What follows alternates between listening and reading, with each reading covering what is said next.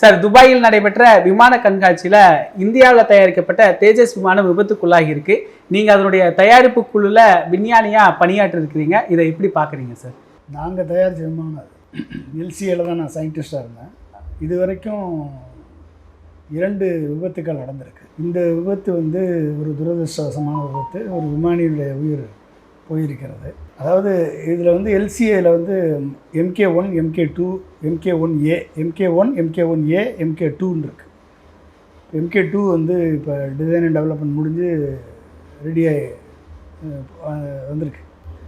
இப்போ இந்த விமானம் MK1ன்னு நினைக்கிறேன், 1R1Aவாக இருக்கணும். இதனுடைய மெனோவியர் பார்க்கும் பொழுது, அந்த வீடியோவை பார்க்கும் பொழுது, அதாவது நார்மலாக நீங்கள் ஒரு விமானம் போகுது அப்படின்னா ஹரைசானில் இருந்து நம்ம பார்த்தோம்னா ஹரைசான் தெரியும். இந்த ஹரைசானில் பிச்சு 3 விஷயம் இருக்குது. பிச்சு, ரோலு, யா அப்படின்றது. பிச்சு அப்படின்னா nose up and dive, up and nose up, nose down. இது பேர் பிச்சுன்னு பேர். ஒரு காக்பிட்டை அப்பானா நோஸ் அப்பு, கீழே வந்தால் நோஸ் டைவ்.